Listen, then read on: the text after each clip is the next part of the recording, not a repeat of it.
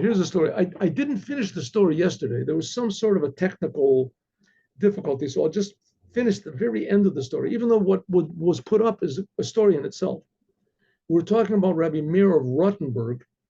He lived about 100 years after the Rambam. He lived like about 850 years ago, something like that. 800 years ago. Anyway, so he so he was kidnapped. He was put into prison, and he did not allow his Hasidim, his followers, to this happened in Germany, to get him out because they wanted too much money, and he was afraid that this would start a whole rash of kidnappings. So he said, "Don't do it." And finally, when he was in prison, so he asked God to send him a Sefer Torah, and he received the Sefer Torah of Moses. He received the Sefer Torah, and he read from the Sefer Torah, and he copied it down. He asked permission. He copied the Sefer Torah down, and the Sefer Torah that was given to him from heaven, God took it back, and he was left with the Sefer Torah that he copied. And when he realized that his end was coming, so he put it into a box, and that's when the technical problems started. And now we'll finish the story. He put it into a box, and he put tar around the box, and he threw it out the window somehow or other of his. And it went into the river, and it floated down the river, and it came to the city of Worms, Vermiza. He lived in Vermiza, but I think he was put into prison in a different city. In any case, the sailors over there, the fishermen tried to get it out of the water, the non-religious fishermen, and they weren't able to get it out of the water. It floated away from them all the time. They tried throwing nets over it, and it went underneath. They just couldn't get. So they asked the Jewish fishermen if they would do it, and the Jewish fishermen went, and sure enough, the box floated to them. And the Jewish fishermen came, and there was also a thing about opening up. Nobody could open it up, I think. Anyway, the Jewish people finally took this box, and they opened it up, and there they saw the Sefer Torah. And it was the Sefer Torah of Rabbi Meir Rottenburg. And the previous Rebbe saw the Sefer Torah. This was before World War II. He saw the Sefer Torah. I think he saw it in the city of Worms, Vermiza. He saw it. And he saw certain letters that were written. There's a question about a couple of letters, the letter in the Galach and the Katnot Or. There was an argument between Rabbi Meir, how it's supposed to be written. In any case, he saw his version. He saw the proper version, how it's supposed to be written. I think in the Holocaust that all these things were all wrecked, and they were all destroyed. Anyway, so he saw this. That was the end of yesterday's story. Now today's story. Today's story. Something like that. Here's a story about Rabbi Yonatan Eibeshitz. Rabbi Yonatan Eibeshitz was the Rebbe, I think it was in Prague. Rabbi Yonatan Eibeshitz. And one day the priest came. He used to talk to the priest, the bishop, whatever. He met him on the street, and he said, "You Jewish people are going against the Torah. The Torah says you're supposed to go according to the majority, and the majority is us. And so you should go according to us.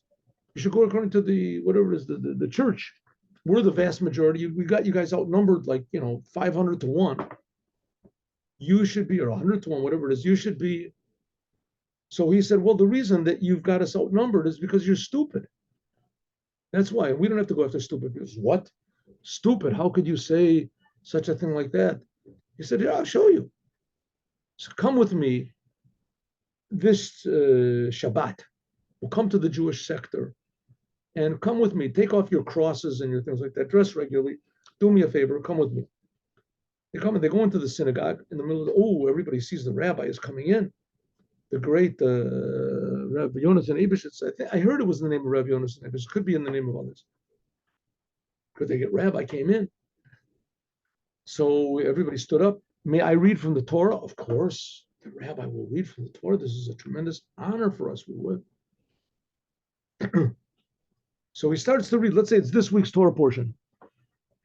It's the Eila HaDevorim Asher Diber Moshe.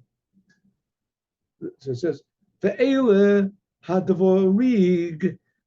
Everyone said, "Rabbi, it's Eila HaDevorim." HaDevorim. He said, "Oh yeah, so Eile hadvarim. He said, Rabbi, it's Eile hadvarim.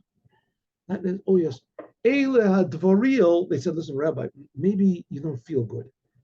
Please sit down for a while. We have someone else. Why bother yourself? I said, okay, good, very nice.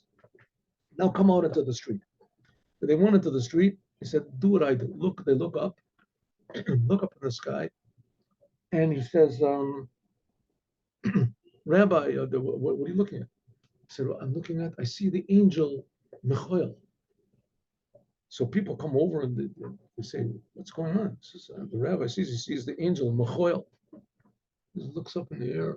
And people are looking up. Says, listen, maybe he just has a stiff neck or something. The rabbi, what's he looking at? They can't. Okay, you see something? I don't see nothing. I say, Rabbi, listen, maybe, are you sure you're feeling okay? You know, I mean, we don't see anything up there. Say, the angel, you don't see the angel? He says, Rabbi, you know, please, come and sit down. Maybe, maybe you don't feel well. Maybe something. The rabbi said, okay, now let's go now into the regular square of the city, right? The regular square of the city. He says, now these people, they know that I'm their rabbi, and they all give me out. I made one little tiny mistake in the Torah, and they corrected me. They took me down. One tiny mistake. And when I stood in the street, I said, here's the angel Michael. Everybody said that there's something wrong with me. They looked and they said, now let's go.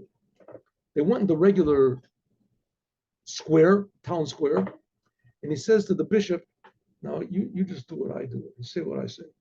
He says, look up. They look up in this. People come and they say, what's wrong? The rabbi and the bishop, what are they? The rabbi said, don't you see? We see the angel Michael. The angel Michael. People look, the angel Michael. Don't believe it. Everybody's coming. What's going on? The angel Michael, do you see him? Yes, we see him. The angel Michael will bring our children, will get blessings. They came, the people came and they brought their children and they started praying and they were making offerings and bowing down. They're crying and they're weeping. We see the angel Michael is sitting on a cloud. He's there up in the sky. And they say that they even made a special monument that here the angel Michael appeared. So he said to the bishop, you see, I'm their rabbi. Every word I say by them is holy. I'm holy. To them, I'm everything. I made one little tiny mistake in the Torah. Everybody corrected me. I said, look, there's the angel. Nobody saw it. I said, okay, maybe you saw it, Rabbi, but we don't see anything. We don't know what's talking. But with your people, we looked up. No one saw the angel. They saw it. But that's why you all believe, because you're all stupid.